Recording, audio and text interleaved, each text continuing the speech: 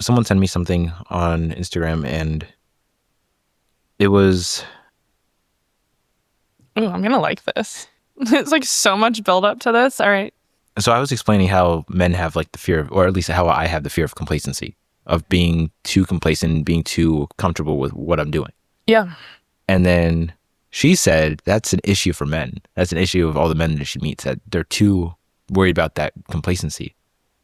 And that kind of went to a thought that I have about a friend of mine who was on the podcast, where he said that men show love and women give respect. I think it's what's supposed to happen, right? I think that it's hard to achieve sometimes, right? I mean, I think that in like today's world which we live in, where women are working, men are working, women are taking care of the house, women are taking care of the kids, I think it is hard to like define what respect is and what is like the love, right? So I do think that it's something that's needed to for any successful relationship.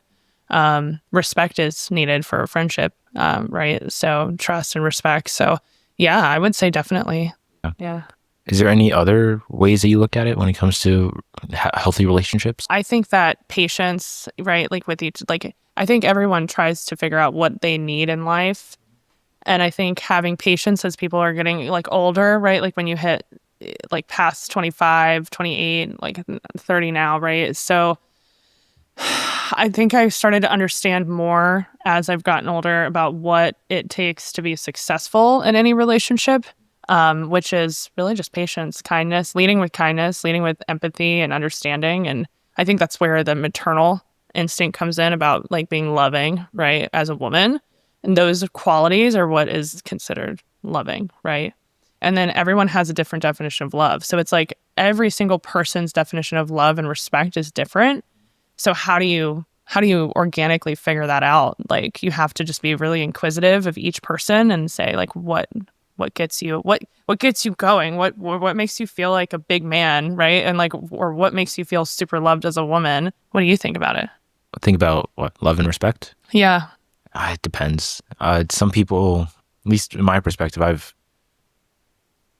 one of the big things that I've started realizing is that I have no idea what I want when it comes to who I want to talk to or the people I want to meet. Not in a bad way. Like I know there's low quality people, there's high quality people. Like obviously there's an easy distinction, but like I thought, hey, when I find the perfect woman, it's gonna be just like that. Like boom, I know this is exactly who I want to be with the rest of my life. And at this point, I still have the same standards that I set for myself, but I'm also just kind of like, what exactly do I want? I think it's easily forgotten that we're all living in a human experience. And I think that right now, everyone is so quick to make first judgment calls on people and just cut people off, right? We're in the culture of like, I have standards, I have boundaries, I have all of this, like you're going to respect them, which is great. But we all are living under the same human experience where there needs to be some sort of grace and there needs to be some sort of, I don't want to say like lower your expectations, but like conceding in a relationship is like a big part of it, right? Like if you feel like you're going to check off every box for some other individual, I think you'd be lying to yourself, right? There's always something missing. It's just like, what are you willing to go missing? Like, what are you willing to let go of? Would you say that that you look for like 90% of what you're looking for and then leave the 10% up to chance? I think 90 to 90, like 4. 90, okay. Yeah, like 90 to 94%.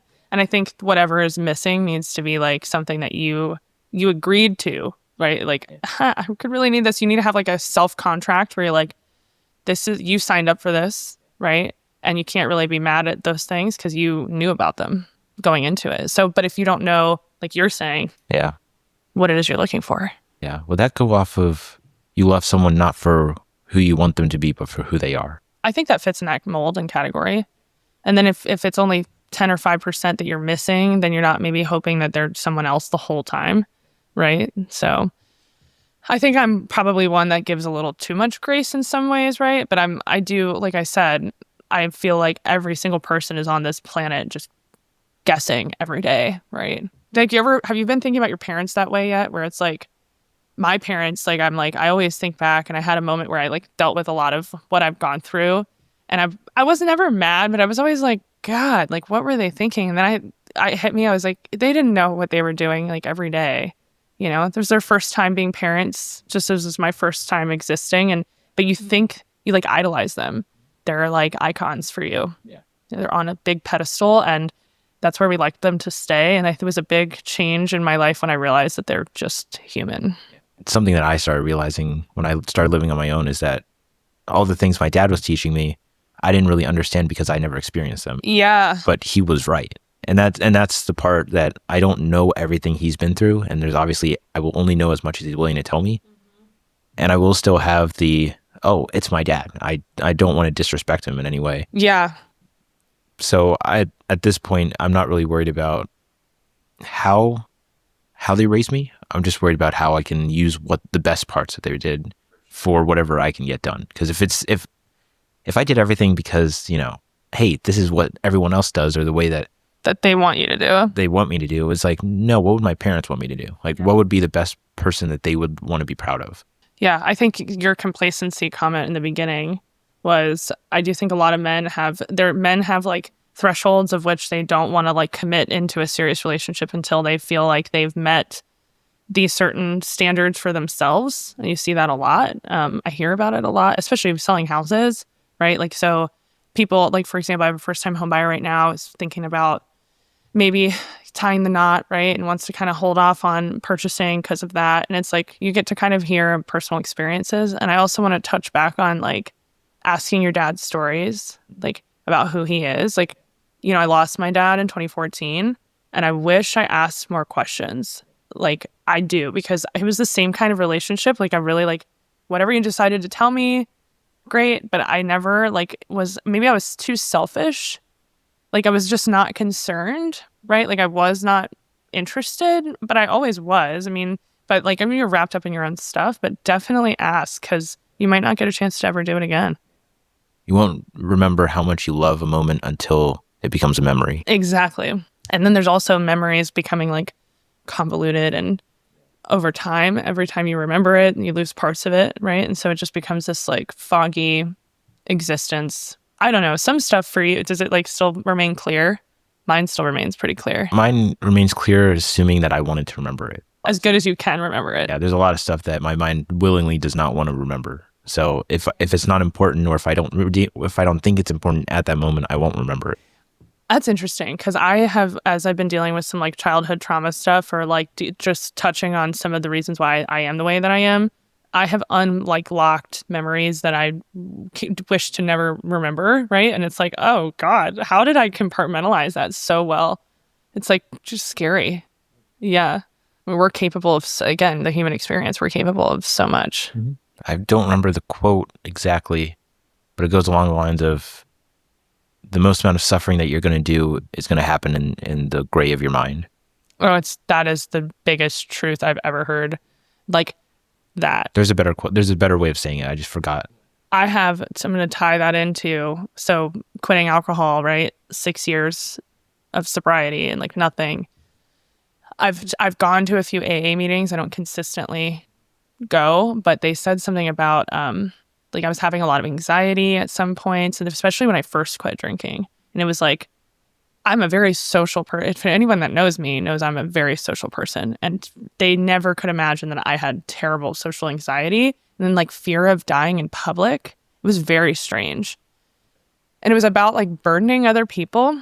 But the comment that was made in an AA meeting, which I'm pretty sure I'm not even allowed to share, but I'm going to share it anyway, was this, I couldn't even tell you verbatim, the selfish thought. It's like basically self-revolving thoughts, because we're so self-consumed that they're all of my issues in that moment were all based around like me. Yeah. Does that make sense? Yeah. I wouldn't call that selfish though, because if you think about it, the only person you can control is yourself. That's true. The only person, you can't control other people. You can't convince other people to do things. You can't force someone to love you. You can't chase someone and expect them to return the same amount of love that you're giving them. Yeah.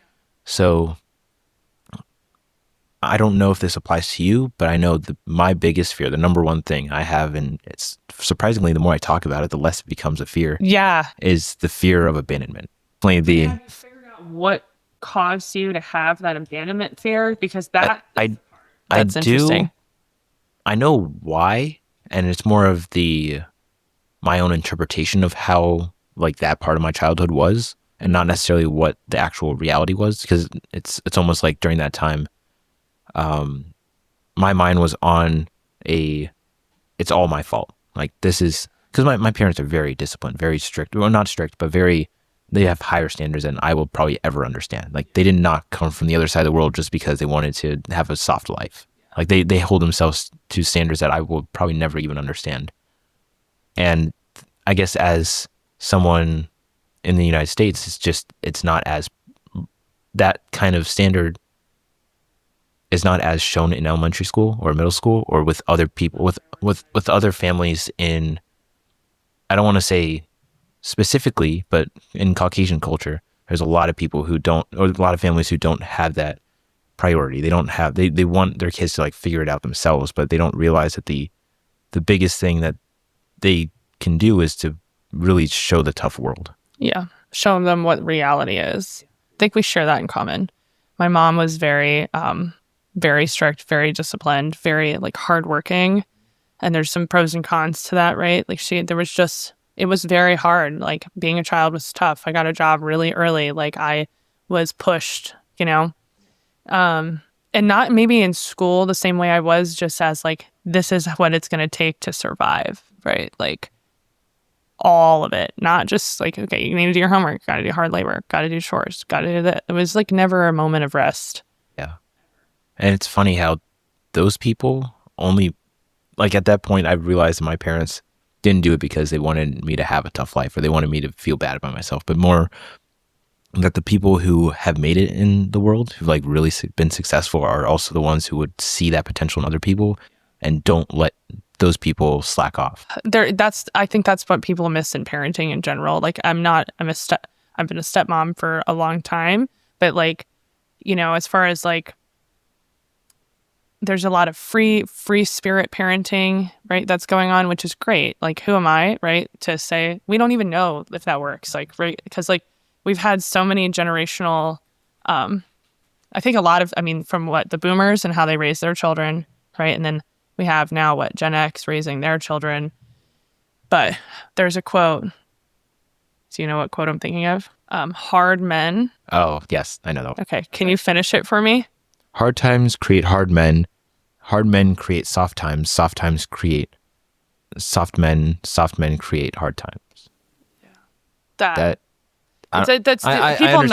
know what they're saying. Yeah. But then all in the same breath, it's like, okay, like no, like what women want or like what we all want. Everyone wants perfection, right? We want balance. It's like none of us want like these like Tarzan men running around, right? Like we want emotional availability, but at the same time, right? Like I do think those core things make a huge difference in how society runs. You know? I want to ask this for this perspective on a woman. What about the kinds of people who want to have the perfect person, but also want to have like almost that sense of value?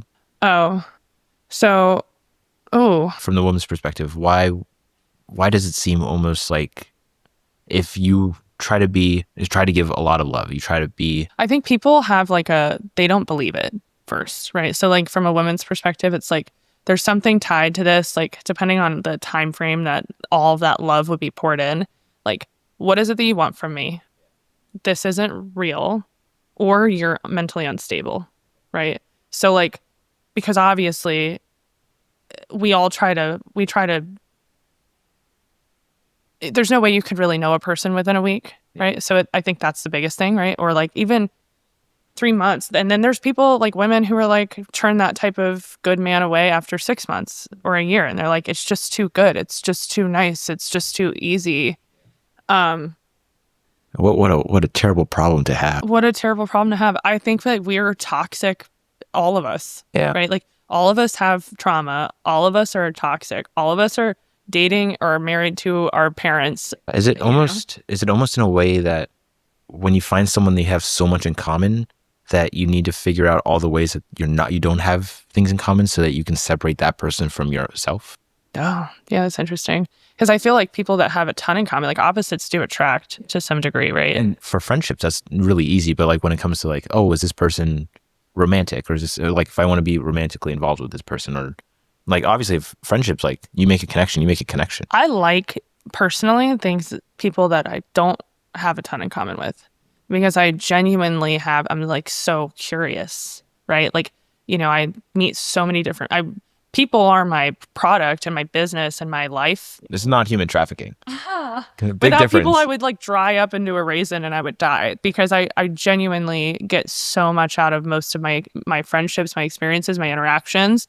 And it comes from like being super inquisitive and being like, okay, like that's really interesting. Like, tell me more about that, right? Or like, tell me more. And it's mostly emotional stuff, but also people that are diving into different projects that are really interesting. Like, I don't know. We just got off on a complete tangent, but I do think, dude, all my podcasts are tangents. I know, but I'm like 80% of the people I have on this podcast are ADHD, OCD. Why am I trying to circle back when I couldn't even remember? I can't. Just like tangents. I like going on stuff that I have no idea where it's going to go. But love and relationships and like even just friendships or interactions all starts with like, what's the motive, right?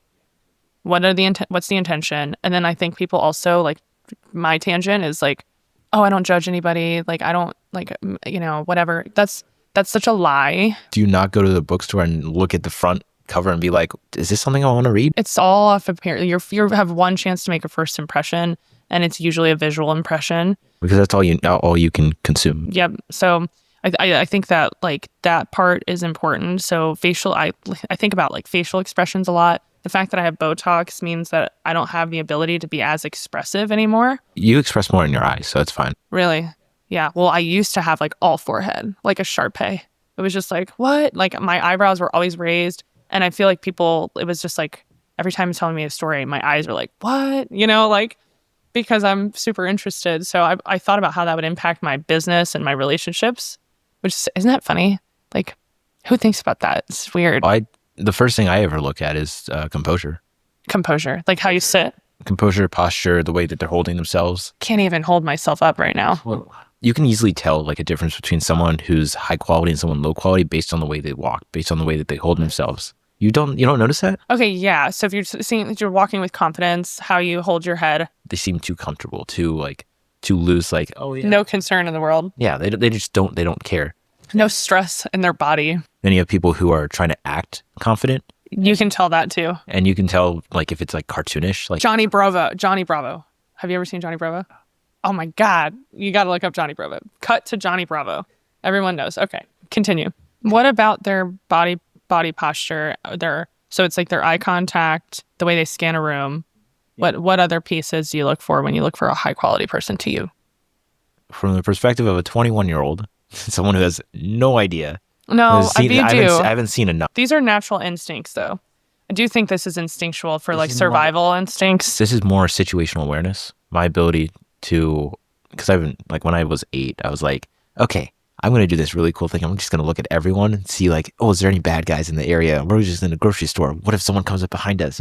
Just, little 8-year-old me.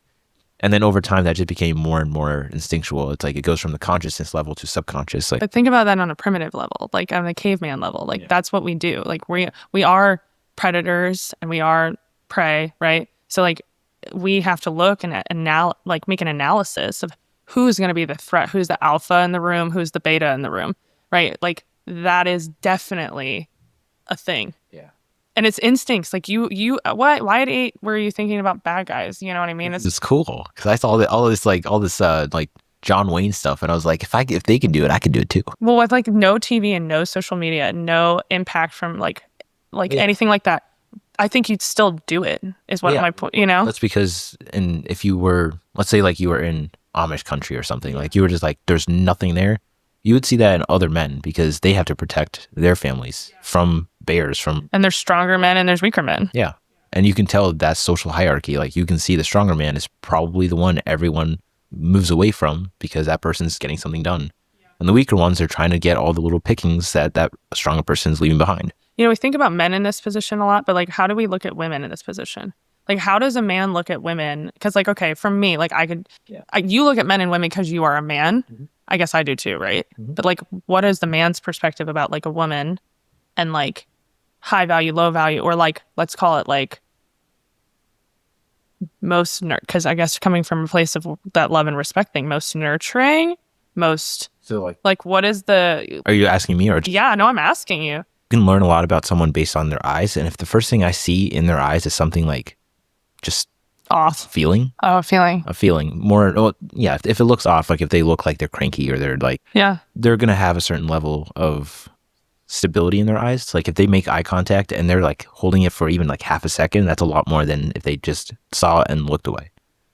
And then, again, most of this is intuition. How do you make friends? Make friends as in people that I want to like have on the podcast, or like people I want to talk to. How do you build a friendship to then enter into making someone feel comfortable enough? Because this is a friendship.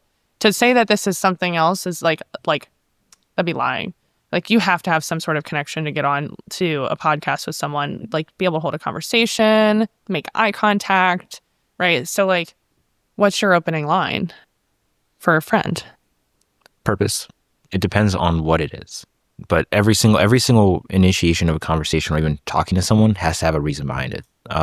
Like if I'm in jiu-jitsu, obviously we're already grappling, we're drilling. I can make a conversation, have like little conversational things back and forth and see what kind of person they are. Some people want to be talkative, some people don't, right? I'll be screaming in jiu-jitsu and everyone's like, dude, shut up. I'll be like, nah, I'm doing whatever I want. Actually, I could take you as an example. Steven was like, hey, Hanah would be perfect on the podcast. And I was like, yeah, sure, maybe. I don't know. You're like, I don't know. So I asked Ed, and Ed was like, yeah, she would be. It was like, okay, cool. So then I think I messaged you on Instagram, and I just told you like the premise of the podcast, just different parts to it, and what exactly I try to get you. I don't even know if you saw any of the stuff I made at that point. But the point is, if I have a reason to talk, then I'll figure out the best way to communicate that. Or how do you make friends? Usually, I mean, I lead with a compliment, right? That's obviously, right? You know, and hopefully I do find something I genuinely find like that I like about them, right? It's not just like some like cool shirt, you know, it's like, that's a nice bracelet. I like that. Or I'll be like, is this your first time here? Right. Or I'll complain about something because people find commiserate and misery. Like, I can believe this grocery store today. And like that usually gets people going. And then all of a sudden you can just talk. So you just try to be relatable. Yeah, I love talking to people. So I'll start something anywhere. Sometimes people want to play ball and sometimes they don't. And I'm cool with it. You know, I keep it moving. I don't care. Yeah, I've had just like the funniest interactions with just strangers, you know, and it's like, it just makes my life like, I don't know, fulfilled. I feel joy out of it.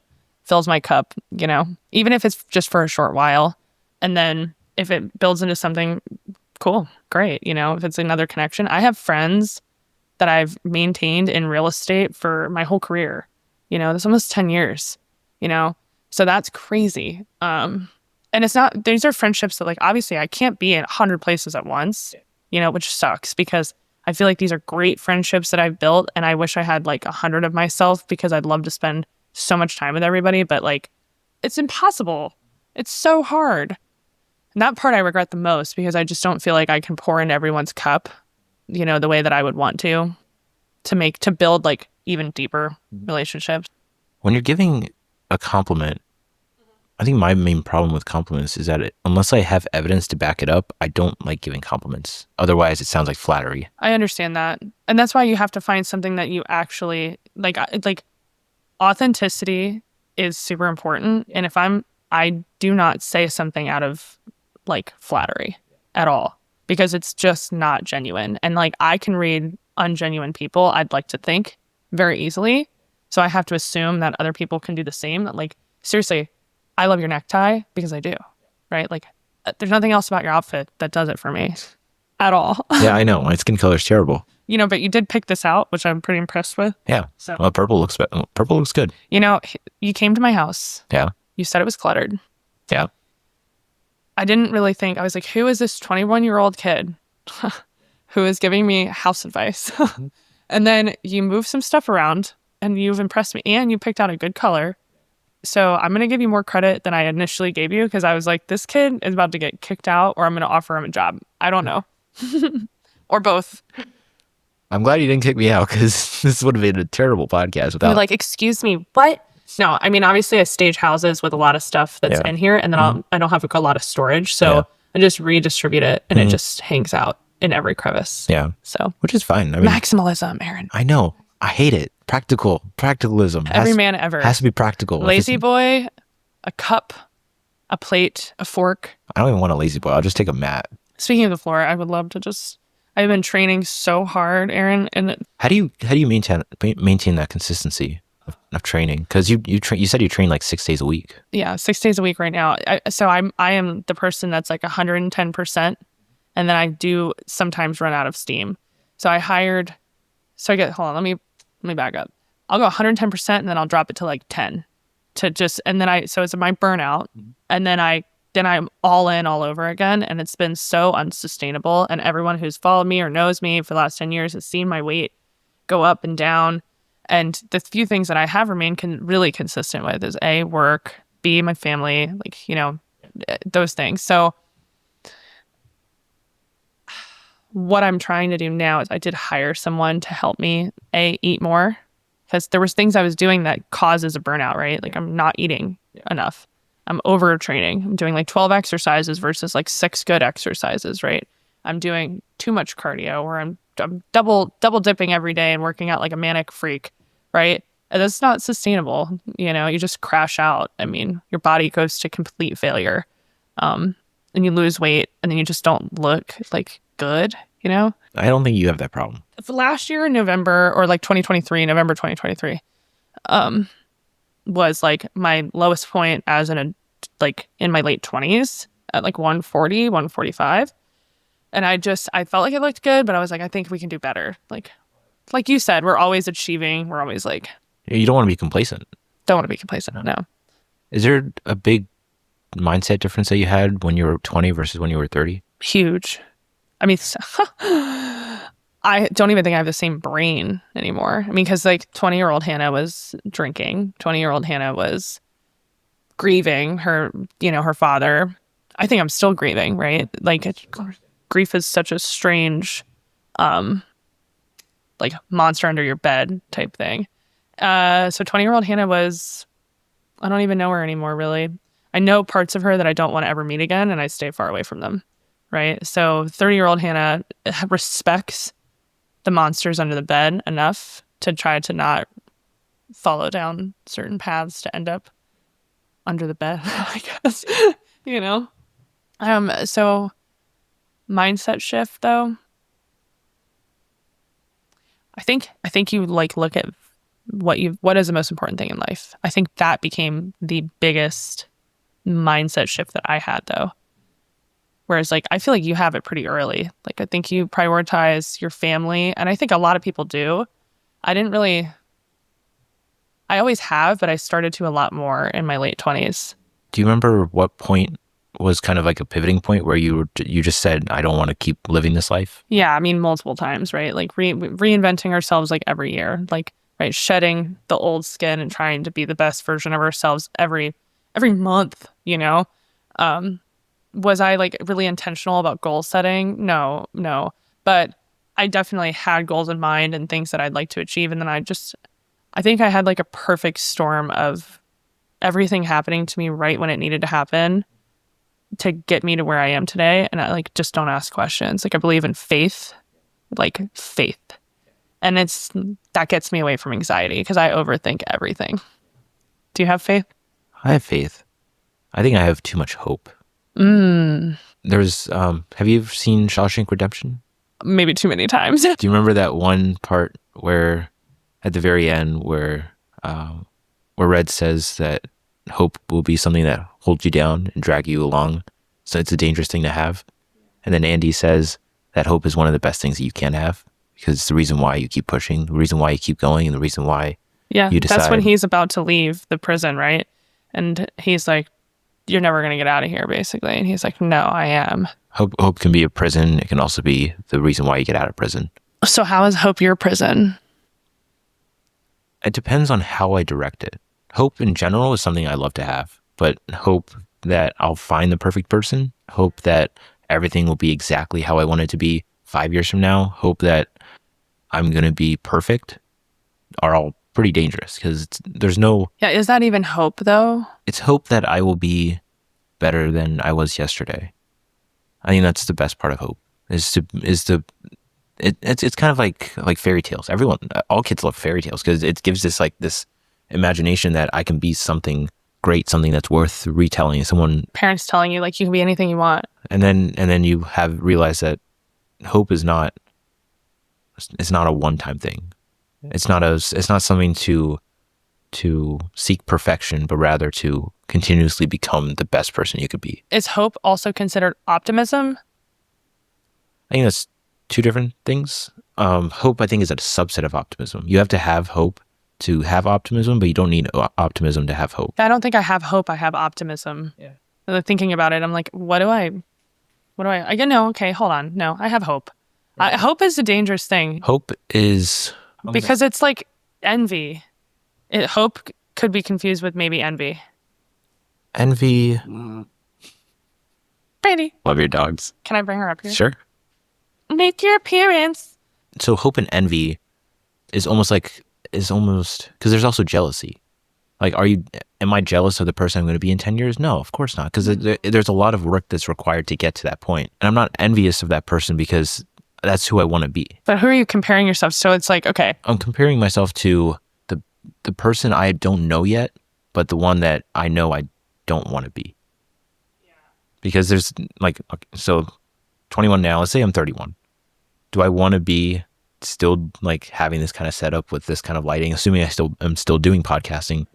Do I still want to have this kind of environment? I want the practicality of it where I can go to other people, have different variety, different backgrounds, but where will I be when I turn 31? I didn't know I was going to be sitting here in front of you when I was 20.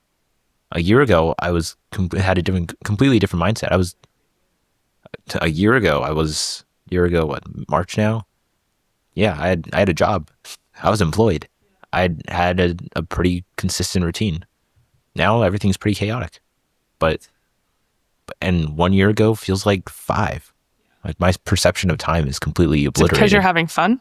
It's because I've got too much to think about. I've been feeling like that a lot lately myself. It's just like it feels like 6 months has gone by when it's really been like just 2. I think that's the good thing about hope is I hope that I can be flexible enough in what I wanted in where I'm going to be in 10 years, but I also hope that I'll continue the basic fundamental morals and principles that I have. I think hope might be anxiety for you as your friend.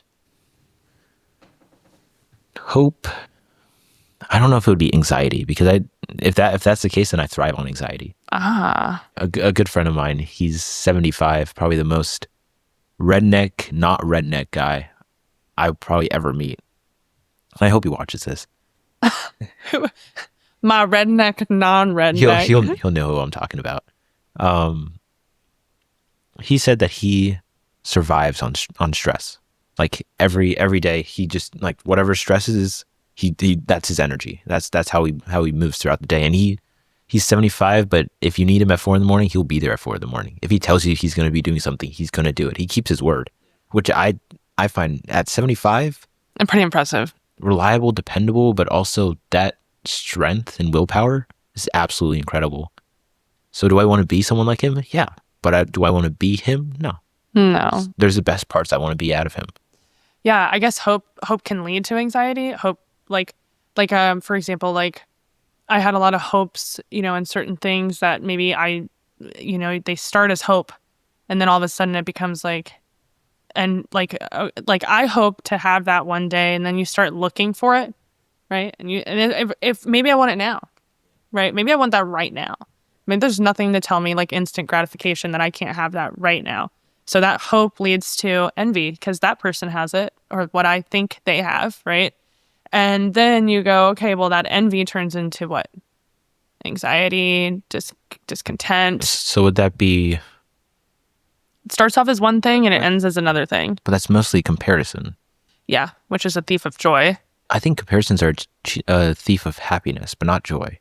Joy is eternal. Joy is something that will be there regardless of where you are. It's a quote. Listen, don't shoot the messenger. All right. It's a quote. All right. You've never started comparison as the thief of, maybe I'm wrong. I'm not worried about where it came from. Just You disagree with it. I don't disagree with it. I think it's happiness. That there's happiness, which in my mind is short term, and then joy is long term.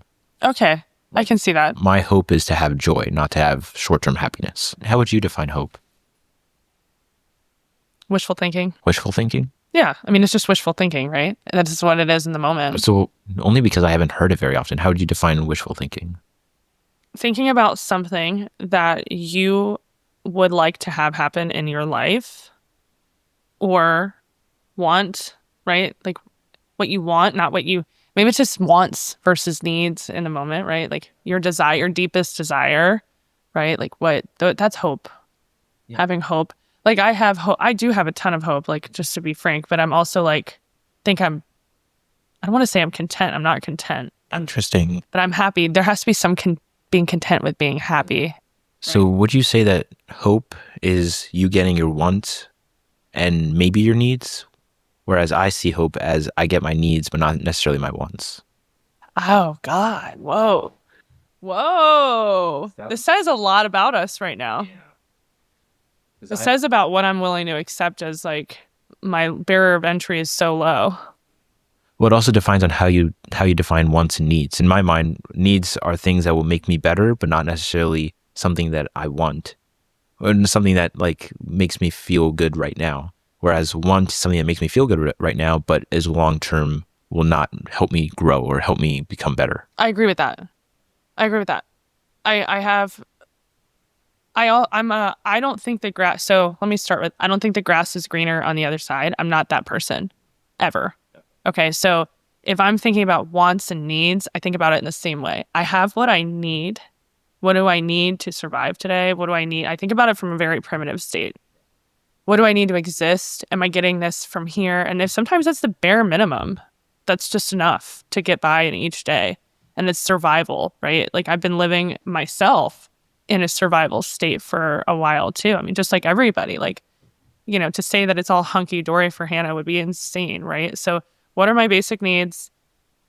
I need those, and I can hope and for something and want for something, but I have to keep myself rooted in reality that there's a chance that I don't get those things, right? Yeah. But I try to be happy with what I do have because I think that's where, I mean, God, it's just like really. So you're more, you try to live in the moment. Yeah. And not worry about what will be a week from now or something that has been a week from before. Thank you. Because otherwise I just live in anxiety. I mean, I had really bad anxiety, so I had to like tamper off living in the future. Because living in the future is defined by, it is anxiety. Like living in the past is depression. So living right here and now has been my most important. So do you lack ambition? No. Don't you need to know where you want to be in the future in order to be ambitious? It just depends on how much we're thinking about it. If we're talking about me as an obsessive person, right? Somebody who has addictive qualities, who is has a lot of natural drive for, if I decide that I want something, there's literally nothing that was going to put me out. For me, I have obsessive thoughts, right? So like I have to tamper certain thoughts or else they get out of control, right? So I guess if you don't have an obsessive mind, then it's like you could easily think about the future in like a you know, compartmentalized way. Is it possible to be obsessive on things that you don't need to put your attention towards? Like you have the obsession, but you don't have the right focus. To balance the more of like if you're going to go from point A to point B, yet you go to C, D, E, F because you're obsessive over the journey. Like in order to have the emotional investment into it, instead of going, I want to go from here to here because it's the most efficient, most practical to uses up the most amount of time. There's more of the obsession of, I want the emotional investment of the amount of time and effort it took to get there. Oh God, this is a really hard question. Like really hard. Take as long as you need. Let me ask a question. Are you asking me about being the most efficient, like getting through something and doing it as quickly as possible versus slowing down and enjoying the journey of getting there.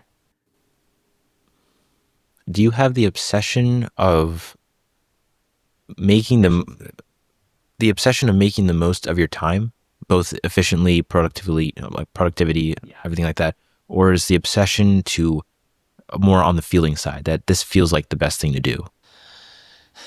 That's actually equal parts. Like equal parts. Like there are things that I have zero tolerance for and I'm a very tolerant person, like super tolerant. There are things that if it's not efficient, I become not patient. And I focused a lot on efficiency. Obviously, all of these things are qualities I've touched on and moved past, but they're still there. To say they're not there is crazy, right? But you have to like create new brain paths. So it's like, okay, going to the grocery store, for example, if you wanted to be like, let's have like a nice time and like pick out stuff and like stroll through the grocery store, I'd be like, this never. What about the other thing where it's like you're just at the grocery store and you're just browsing? Like you don't know. Okay. That's what I mean. It's like having a grocery list before you go there so you don't get distracted by all of it. Yeah. I just want an intention. Like I don't, like it's just not somewhere I want to spend my time. I do think I naturally pick very good things to do in my day.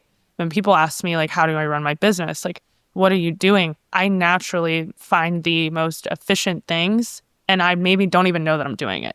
It's like a subconscious thing. It's like, okay, what is the most efficient thing for my business today? It might not look like what, Tom Ferry says it needs to be or any of these real estate coaches, but for Hanah, it works, and I'm completely okay with that. There are times where I start hoping and I start getting anxious and I've compared myself and I'm like, okay, they're doing all that. They got here. If I did all that, I could probably get here, but I'm doing it this way. And that's just going to be okay for me right now. Right. Because there are moments to push yourself and there's moments to like throttle.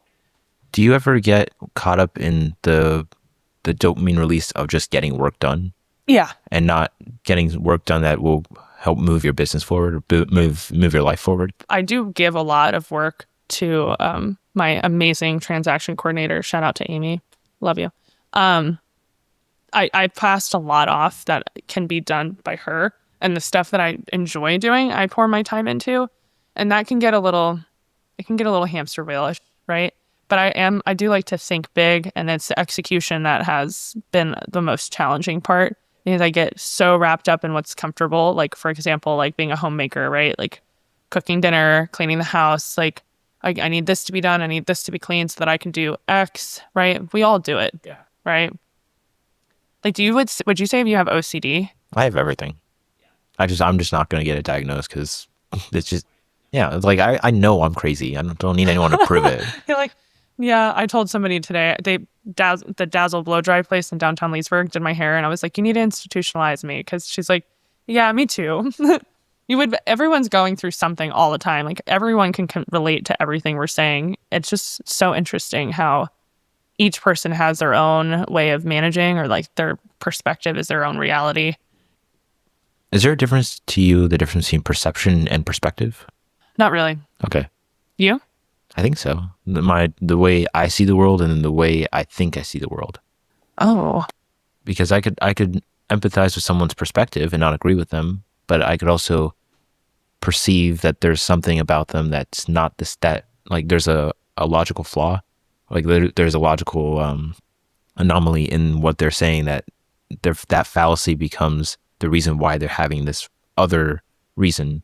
Even if I don't agree with that conclusion, it's because of this logical, this one thing in their conversation that doesn't work. I think about it from their trauma, from an emotional standpoint, where if I'm looking at someone else's, perspective or their version of their reality, and you're like, that you can tell specifically what happened. Like if I know that person well, as I've gotten older, being like, okay, I can identify now that happened because of that, right? Or that thought pattern happened because of X, which is, I mean, if you think about it from like an animalistic or primitive standpoint, like if you don't know how to communicate, then you have to do it based on the emotional side. Yeah. Tone of voice, like dogs don't understand what you're saying, but they do know how you're saying it. Tone and like body language when communicating is huge, like in any relationship. I think that's probably something I've learned the most, right? On how to like interact and feel safe. Do I make you feel safe and talk to? No, I feel so uncomfortable.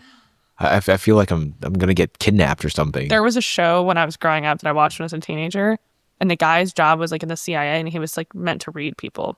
And there was some real psychology going on, and I was like obsessed with it. And he was having to pick out terrorists. I can't remember what it was called. It was like Lie to Me or something similar. And just based on eyes and body language, he was able to pull a terrorist out of like an airport, right? And there was many others that were similar. And it talked about like this closing your body off, right? Like how you're positioning yourself and being very mindful of that. Yeah, I think there's also a limit to body language, because like if I have my hands crossed, or at least like whenever I do podcasting, I've realized that if I hunch over, I'm a lot more active. Like I'm thinking Well, you're more engaged actually. more engaged. If I lean back, I'm more Disengaging. relaxed. Exactly. But it's also a power move too. So the more you like lean back, this is a position of control. This is a position of interest. For me, I'm just usually cold. Are you cold? Arms crossed or something, and I'm just sitting. It's probably because I'm just keeping myself warm. See, I would read that as I'm making you anxious. When it comes to like body language and everything, I'm more focused on composure, but also in relation to facial expressions. Like if someone has like a really mean facial expression, but they have like the most like animated body language. Resting face. Yeah, it's really a matter of which part of them I want to focus on. Do I want to focus on the part of them that seems closed off, or the part of them that's open up? Because then I can engage with that opened up part. Now we're talking about moving past the visual. Like you're just saying you understand visual impressions are not perfect. Yeah. Which is exactly my point, which is like you got to give someone a chance. You can't read a book by its cover, right? Like you have to understand people better and give them an opportunity to kind of write their own story, right? But obviously, don't trust everything everyone says. Yeah. All right. So you wanted to know identifying like liars, understand like how unauthentic people. I think part of that has to do with, one, you won't understand everything someone tells you the first time. Like one of the biggest things I know is that I will only know as much as someone's willing to tell me. Yeah. And I won't know anything else, right? And I also can't make any assumptions or speculations on things I don't know. But I can observe things. Like if you're going through a rough time, I might observe that and be like, hey, how's it going? But one thing that I wanted to, two things. One, how people treat other people or treat other things, right? Yeah. If I'm treating this dog like I'm about to split it in half, that's one thing, right? But if I like dogs. Loving on her. Yeah. It depending on how I treat other things. Like, am I like throwing my phone on the table? Am I gently putting it down, or like not giving too much regard to it? Like there's a lot of the not indirect communication, but the implicit communication that people can give about their emotional state, about how they are. And I think, especially when you're just meeting someone, or people that I meet, is that I focus a lot on their words and not so much their actions, or at least that's how most people do it. But when I do it, I focus on their actions before their words. Like if they say one thing, but they're doing another, I'd usually trust what they're doing, because what they do in their action wise is going to be a lot different than how they say it. Like there's been so many times where my words are completely different than my actual state of mind. Like I might be really, really happy, but I just have like the most angry tone of voice. And that's just because that's like, I don't sleep very well. I don't eat very well. Like I don't exercise as much as I should. I don't take walks as much as I should. But that's also because I can't stop thinking about stuff. Yeah. So my actions might come across as nice, but my tone of voice might be off. And that's just like, it happens, right? And it's going to happen another bunch of times before I turn 22. Yeah. And that's fine. That's like, I wish I could control that, but also I don't even know where my emotional state is at every single second. There are parts of those things that you mentioned that you can control. My mom used to tell me the hungry, angry, lonely, tired, right? So I have to do, and in therapy, right? Because I've been doing therapy for years now. It's like checking in on like, okay, have you eaten? Like, okay, how am I feeling in this moment? And usually how I'm feeling is also up here. So mine is connected. Oh, your heart and your... It's connected. Like, I think my body language, right, it's connected with my head, right? So like my tone is directly correlated with what I have. I have no way of, they can't not, like I couldn't be happy up here and then be like mad sounding down here. Does that make sense? Yeah. So I guess what I'm trying to say is hungry, angry, lonely, tired. So am I hungry? Have I eaten today? Is that making me anxious? Probably you've had like 7 cups of coffee, no food, right? Like, of course you're anxious. Okay, so have you had enough water? Have you had a connection, right? Like, have you picked up the phone and called a friend? Have you leaned on your partner? Have you had an emotional connection? And then tired is, have you been getting enough rest, right?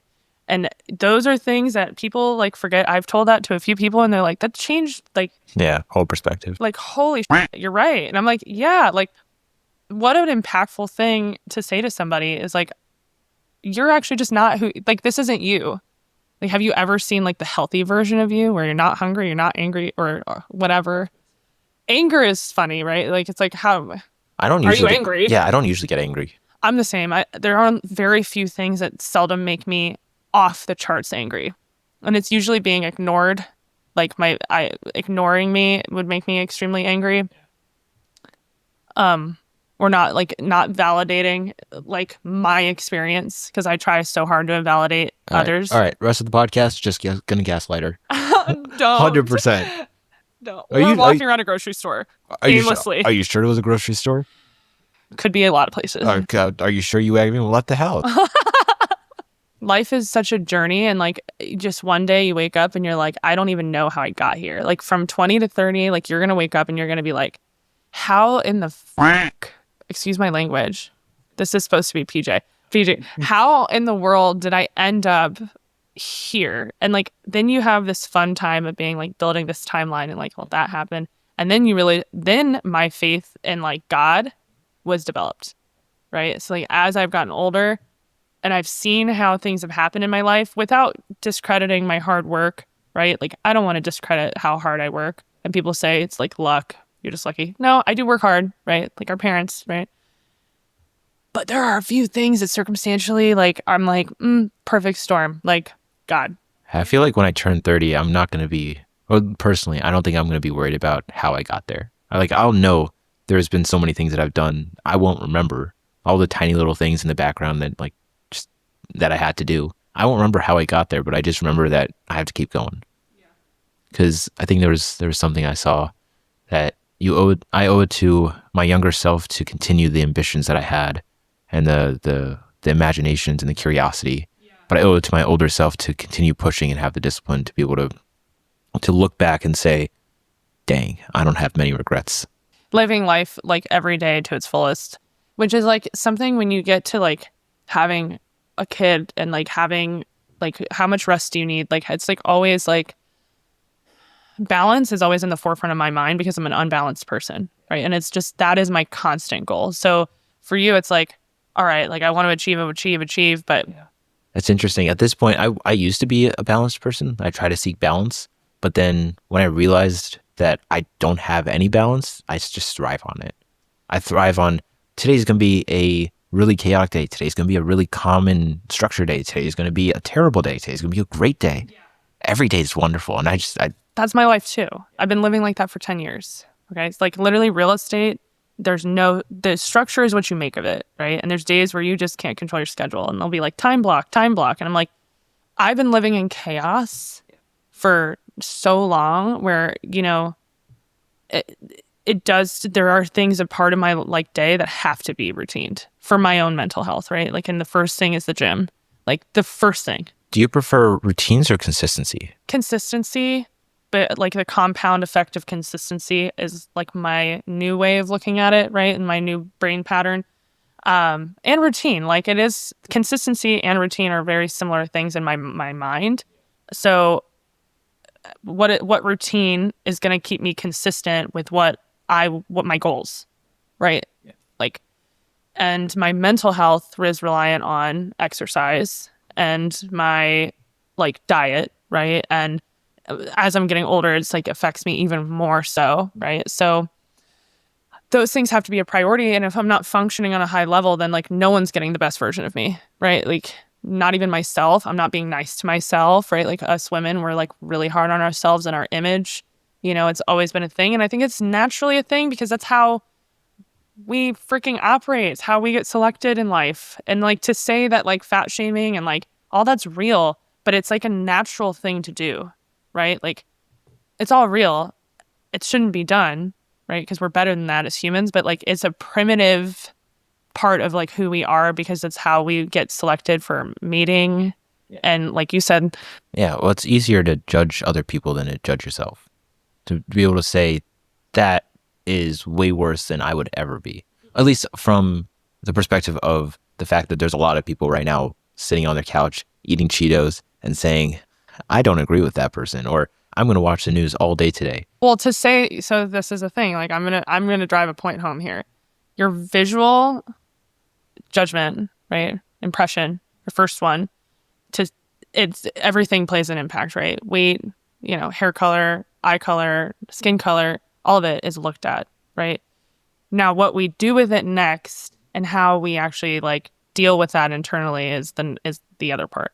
Like, I can see that you're different. I know that you have cultural differences in how you were raised than I did, right? We're talking about Caucasian people and how we value our children and what we do with our children versus. And that's purely based on personal observation.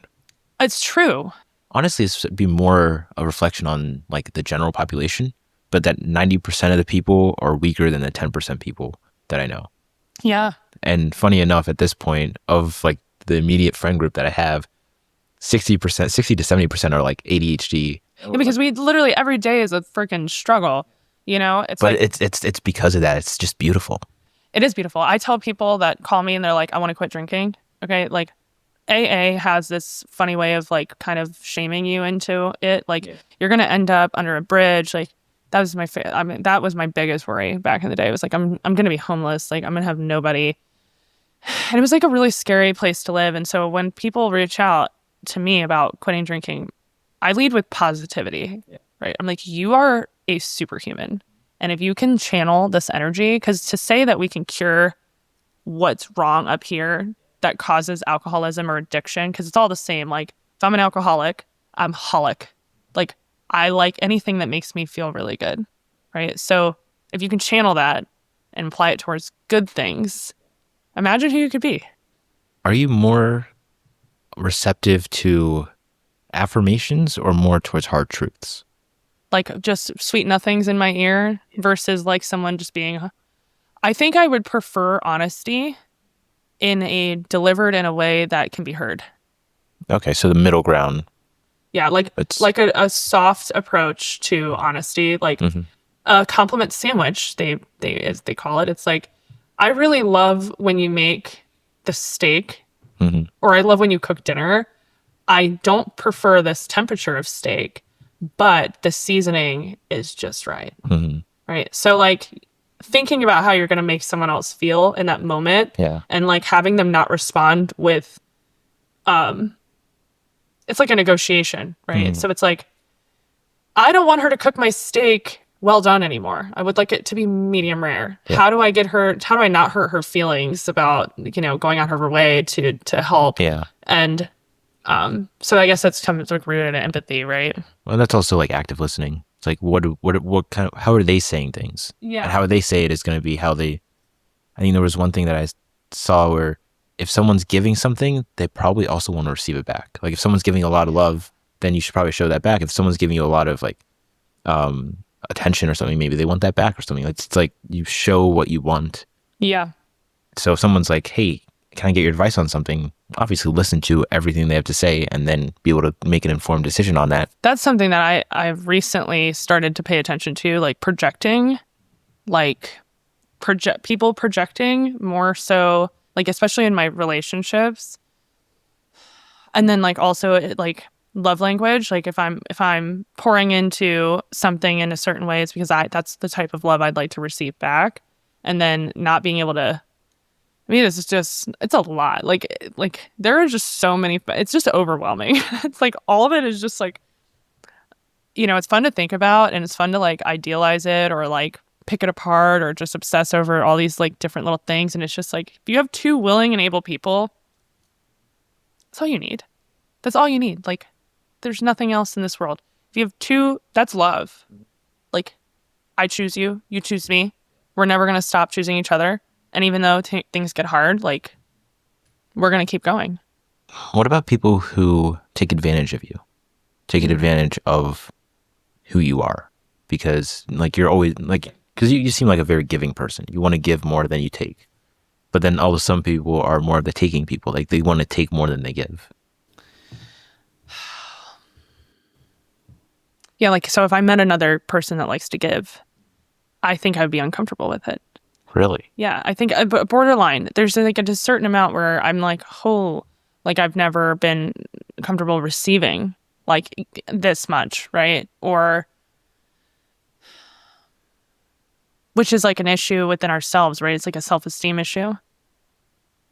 Like I don't deserve to be given that, right? Or does that make sense?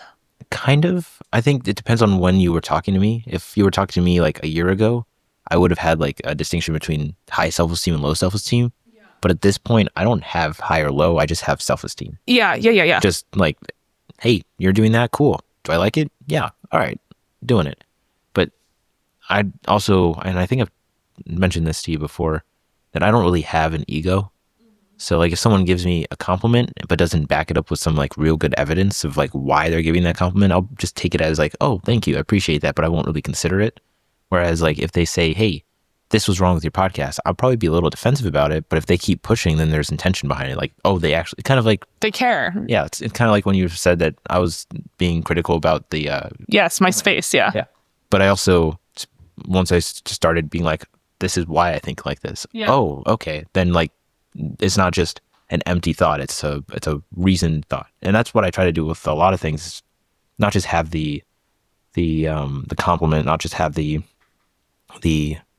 kindness behind it, but also be able to give the reasoning behind it. Again, I think it comes with patience. Like to be able to explain yourself every time, you know, if you just have low patience and it just becomes hard, right? Like it's like, I don't want to freaking explain myself. Like, you know, there's moments where you're like, I've got to say something more. I've told a billion people my name. Why do I have to keep telling you my name? But like, stop asking me these dumb questions. Well, my name is spelled with one N. And so every day, like, I thought that was interesting. It's very weird. I just blame my mother. And that's the running joke. Don't do that. Well, gotta respect your parents. I do respect my parents, and I think it's fun, and it made me unique, and I turned out to be very different and weird and wonderful. You think your name is bad? Try having my name driving up to Chick-fil-A. They just write Aaron. ERIN, AARON. Even when I spell it out to them, I'm like, okay, it's AREN, AARON. Okay, they don't listen. So I've got an Eric, but also it's also like you can tell when someone doesn't really care. And also, it's not really necessary. Like, do I really care what my name is on an order? No, I'm hungry. I want food. I want to eat that and then get back to what I need to do. It's like, it's kind of like going back to what we were talking about, composure and like body language. It's like, you can tell when someone doesn't really care. Yeah. And it's like, okay, is that their job? No, they're doing their job. They're trying to get paid. They're trying to make a living. Okay, that's not, then. What do they have going on in that moment that's, you know, like, lately, like as I have some recent conflict, like personal stuff going on, right? So it's like I find myself not in the moment. I'm somewhere else, you know. I'm listening to you, but like I'm not hearing you. And there's that active listening is like it's hard. And that's my job, right? So like my job is to actively listen, ask questions, like really, really understand what it is that people need and what they want, and then be able to voice it back to them and say, you said this, you're doing that. Are you sure that's what you're trying to achieve, right? And some people are not even aware of it. Oh, they're not. They're not. They're like, I never thought about that. It was like, I think our time is better spent if we do this. And if there are some people you just have to let them figure it out, right? Like talking about like a housing search, right? A purchase. It's like, okay, there's an X factor. What is the most important thing, right? And it's sometimes it's three things, but in reality, we all can't get what we want. And I would relate that to everything. Like that whole concept is applied everywhere. And I think like a woman and very conservatively, right? I'm so sorry. I'm so sorry.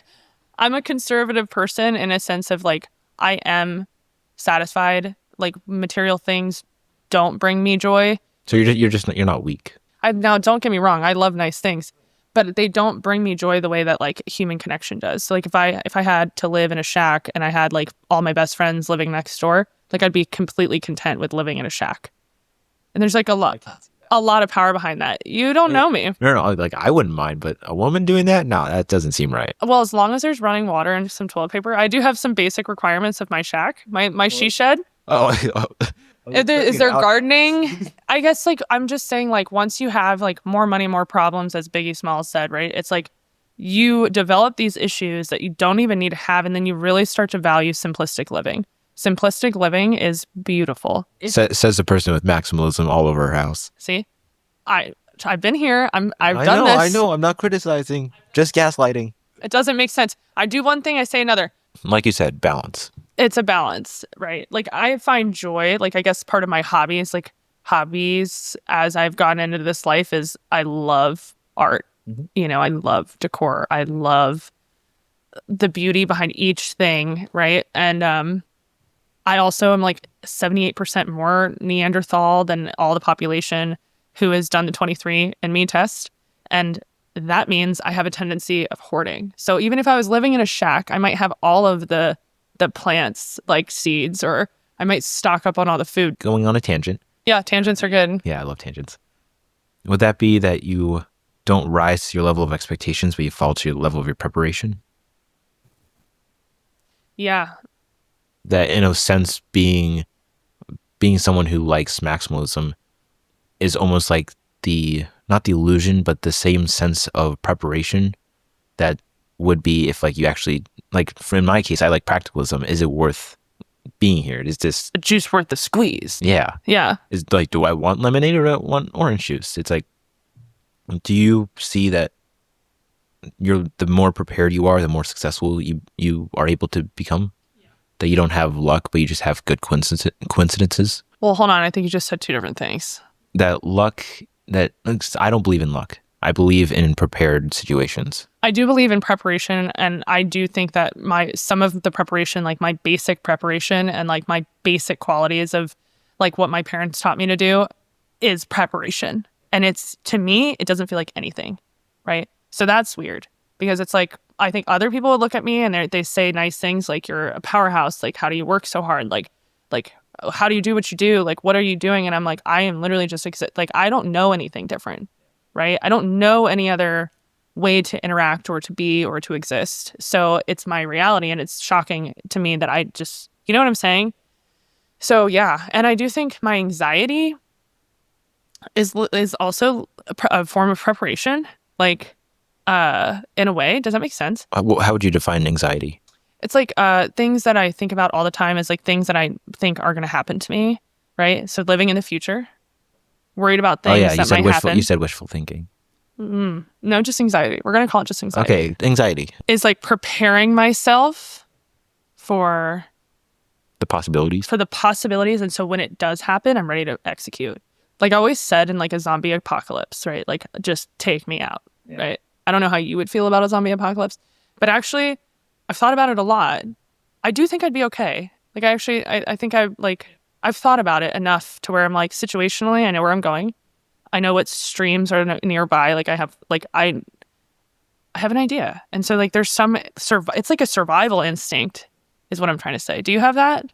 The preparation part or the zombie apocalypse part? The survival instinct, the anxious thoughts about preparation. What does it mean to you? Like, I think it depends on, because I build as many systems as I can so that the things that are repetitive will become so simple that when I do execute it, I can do it on a subconscious level while also thinking about something else. Yeah. So like when I set up everything here, I already have like, okay, all the stuff in this box are wires, and I have to set it up for this sort of thing. If I need the lights a certain way, do that. But like most of the things at this point are subconscious. Time efficiency. It's about reducing the amount of cognitive resources I put into a certain task to the point where I can now conserve the resources and passively do whatever it is. It's like just leveraging your time really well.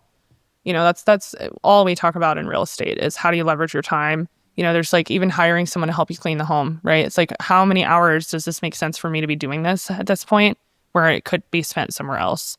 And there's times where that's all I want to do though. Like like if you've ever worked in a kitchen, I've worked in kitchens. There's nothing like cutting up like 300 potatoes. Like, honestly, like, it's just, It's one after another after another. it's like, it's a meditation, right? Like, it's It's like meditative. vacuuming or mopping or something. So when I'm in a real place of like disarray, I lean into cleaning the hell out of my house because it's a meditative state where I can process, right? And then interesting, it's like it's a coping mechanism. Well, it's almost like walking. It's not really the walking that gets you. Well, obviously the reduction of cortisol and everything, but it's also just a steady pace of one after another to the point where my brain can't ignore the fact that I'm walking at a certain pace. And like there's been times when, like if I'm just doing a free roam outside, I'll be walking really really fast in the beginning, and then when I'm at the very end, I'm walking at a more controlled, more longer pace to the point like I can tell like Marching now. yeah. So it's almost like if we compare it to anxiety, that my anxiety going in was really high. Is like I can't control my thoughts too, and then now it's like everything's paced out. Yeah. Yeah, that running, walking is not enough for me. Like, it's just not. And I started running recently, and I'm actually doing like a firefighter support 5K on Sunday. And you know, you have to pay in, but it goes all to the firemen. So, which is weird. I'm not a runner, but here I go. And I ran last night for 3 miles, and like you said, 10-minute mile to start. I kind of that's fast for me. I was needing to just run off some feelings and thoughts, and then I like slowly kind of got a better pace, and I felt like I could have gone for much longer. Like, my knee was giving me issues, but if it wasn't, I was like, I could do another like 2. I think there's a rule of thumb in working out where when you think you hit your maximum, you're only about 60% there. You can tell. I'm gonna go off on a tangent. You can tell a lot about a person based on how they work out, right? Like, what are they doing in the gym? Actually, I can tell how messed up a person is based on how hard they work out. Do tell. I mean, there's some people working off villains in there, like demons, right? Like, and you can just tell, like, the people that are just pushing hard, they have the ability to push past that 60% on their own. And they're like, you know, nothing is cute about it. It's the ugliest thing you've ever seen. Like, you could look cute, but you're not cute because you're like facing like a Spartan demon warrior. What do you think those demons are? I think it's like all self-imposed, like your own internal, right? Like, what do you think they are? I don't know. I've never been in that position where You've never worked out like that. I've never worked out to the point where unless I'm with someone and it's like we're doing a competition, I haven't, well, I mean, you can tell by my skinny arms that I'm not really a physical person. My family's not really more on the physical side, but more on the mental.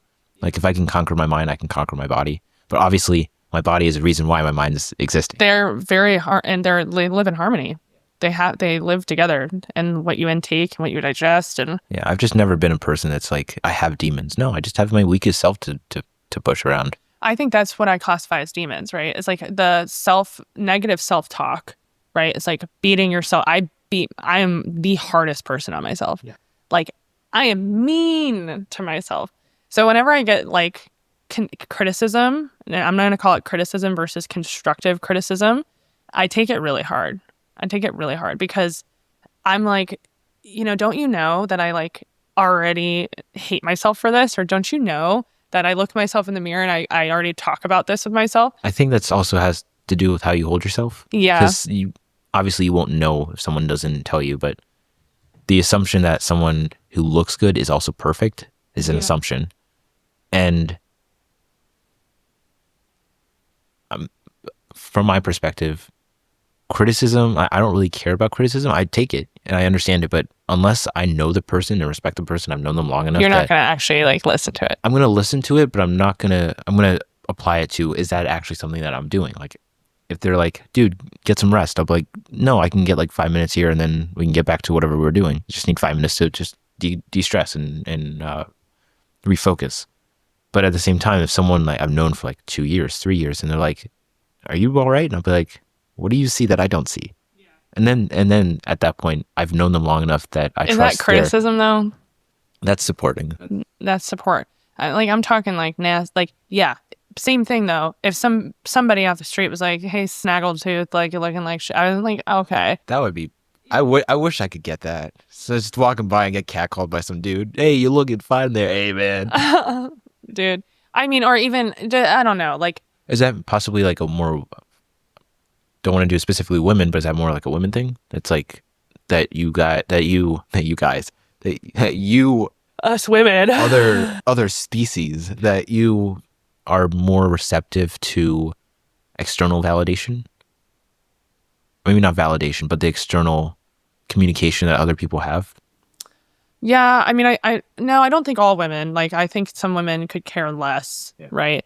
And I think some women do care. I used to be someone who didn't care at all, and I was a hippie, and I still am a hippie.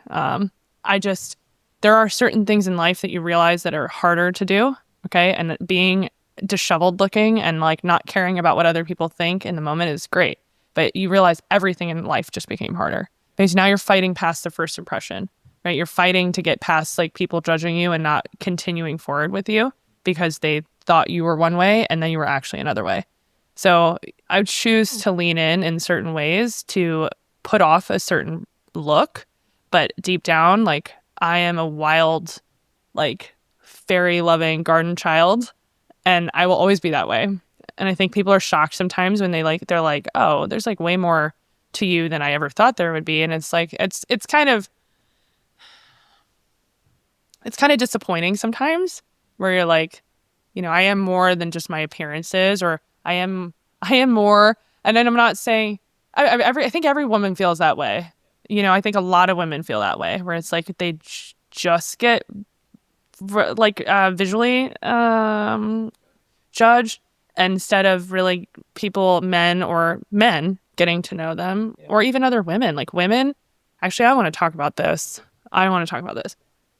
The biggest thing, one of the biggest things that have really changed in my life is pouring into women. And that came with time and like really getting a good girlfriend group and then like pouring into them.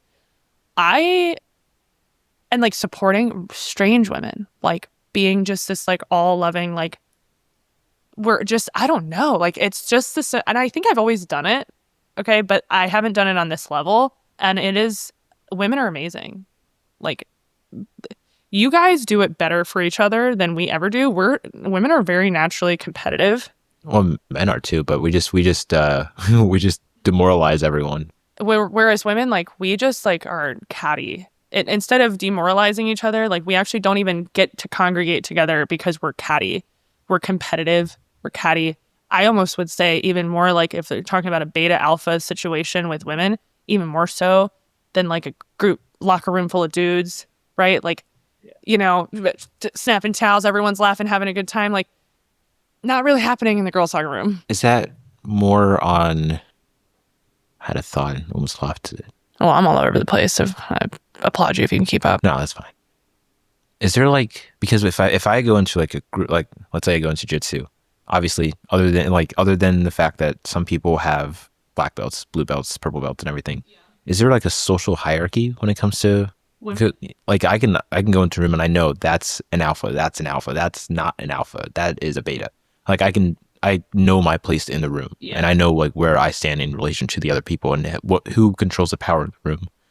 Do women have the same thing? I think so. Or is it more on the competitive nature of figuring out who is the alpha and then trying to figure it? I think it's both, right? I think both can be true.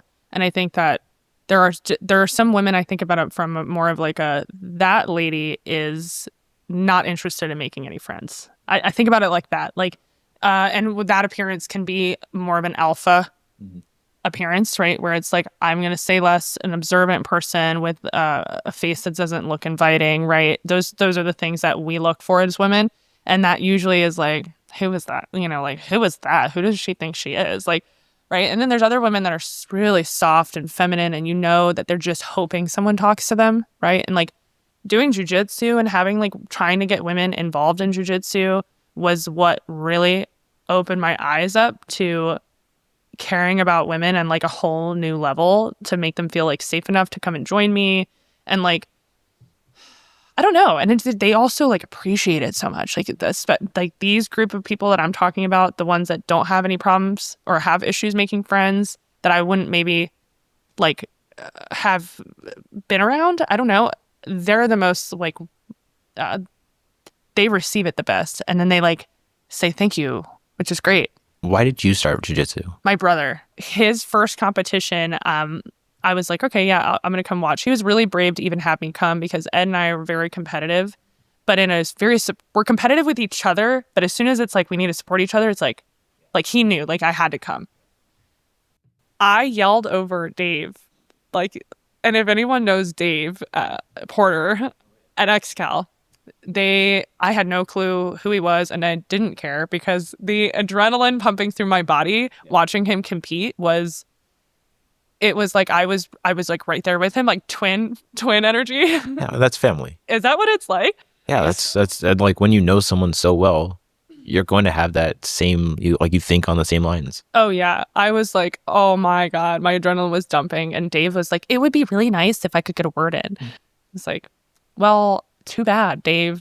And now, of course, I feel terrible for that because I realized how much he needed Dave in that moment and how much he just heard, kill him. Go do something. Get up. What are you doing? I had no idea. So, and then after that, Ed was like, you really should come try a class. And I tried one and I was like, I don't think this is for me. This is like not fast enough. It's just not holding my attention. And then I gave it another shot and that had a different instructor, was at Dennis. And he said, actually, no, this is what did it. This is what did it. Dennis goes, all right, since you're never going to be back here again, why don't we do some self-defense stuff? And I was like, oh yeah? I'm never coming back here again? I was like, okay, all right. And so I just continued to come back. And I was like, hey, Dennis, I'm back. I'd like to do cool things. Was that something that you wanted to prove him wrong? Just to be like, you don't have faith in me, I have faith in myself. So yeah, probably. It was just like very like people making assumptions again, right? So it's like the assumption that I'm just a girl. I'm just here. You don't know if I want to come back or not. You don't know me, like, right? So like, why are you making that assumption of me? Okay, well, now I'm definitely going to come back, right? Now I'm just going to prove a point. Probably. If anybody does like reverse psychology on me, like it works. Yeah, I'm the type of person that I'm highly vulnerable to it. Yeah. What about you? What made you start? I didn't want to be scared anymore. I think that's the main thing. I know there's a lot of guys, they start jiu-jitsu because they want to be tough. They want to be the alpha male. They want to be, hey, I can do jiu-jitsu. I can put you into cross choke. And I'm like, I started jiu-jitsu because I didn't want to be afraid anymore. When people got too close to me, I'd be like my situational awareness would be like, get some distance. Don't be too close. And now I still have that, but I'm more on the end. More comfortable. And like someone's like right next to me. I'm like, okay. Yeah.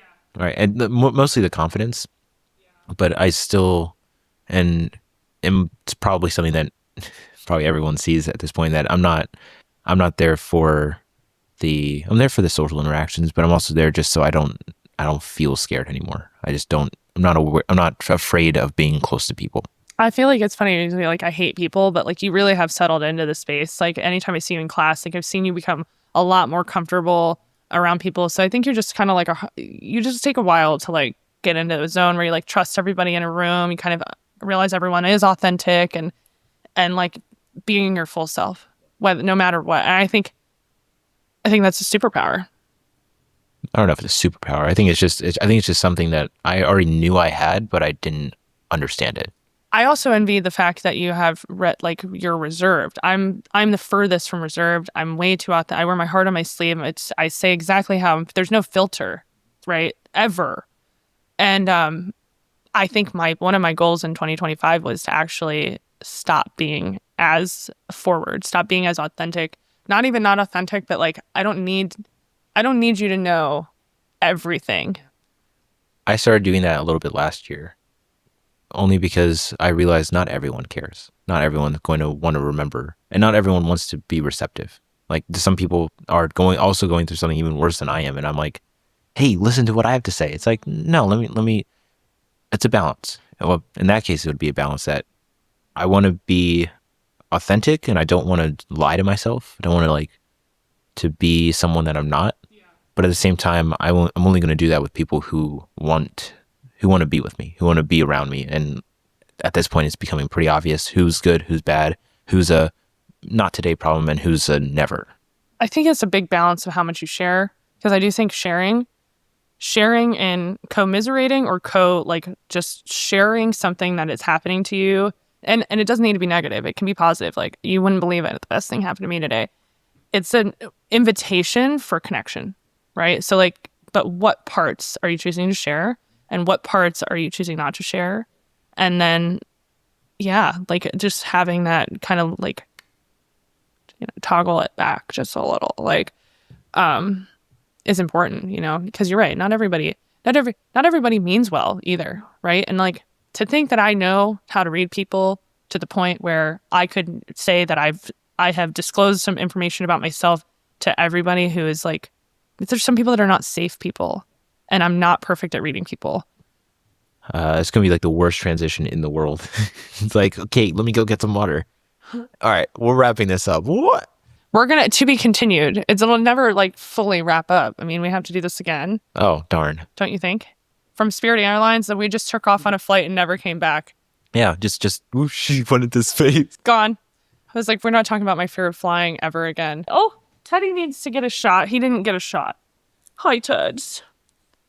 So yeah, definitely to be continued. I think there's so much more that we can like explore and dive into when it comes to like real estate and even more jujitsu stuff too. Because like we didn't even get to touch on any of that, especially with us having kind of like similar time frames in jujitsu.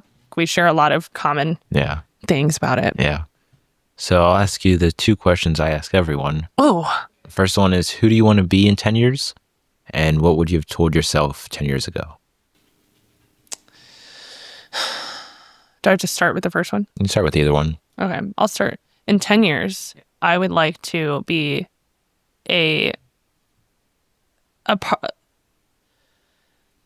ooh. Or what would you want to tell yourself in 10 years? Okay, so no, in 10 years, I would like to have been better traveled, right? More traveled, more experiences and less things, with a very loving family, with the things that I think matter most in life, right? So, which is the things that make me happy to my core, right? And then 10 years ago, I would love to have told myself to have more faith, right? To have more faith, just know everything's going to be okay. You're going to be okay. Yeah. And that everything does, in fact, with hard work, turn into something beautiful, And I think you're kind of in that right now. So, you know what I mean? You're in that right now. I'll see how for your energy telling me to not, like, the complacency that you talk about is what I needed to hear, right? Because it's like, it is really easy to get comfortable. And we talk about it all the time in real estate. You get comfortable and then you're just easily left behind, right? I needed to hear that. I needed that energy. But the energy I'm going to bring you is, it is okay to have like 5% of faith to say at night when you're like up thinking about it. I have like 90% faith. Good. Okay. Good. Yeah. As long, to anyone listening, have faith. That's what I tell all the new realtors too. All the new realtors are like, what is the one thing that you like? What is it? I was like, I hit them with faith, and they're like, what? What do you mean? I'm like, no, really, just like trust the process. Like, just trust that everything, if you're doing it right, is going to turn out for just fine for you. There's no special sauce. It's all hard work and caring about people. Mm-hmm. Cool. Well, thank you. Appreciate it. Thank you. Thanks for letting me come on this thing. Yeah, it only took 2 months. That's fine. It's fine. 2 months that we all had, I guess so. I don't know. I didn't care. I was like, oh, she doesn't want to do it. That's fine. Oh, she wants to do it. Oh, that's fine.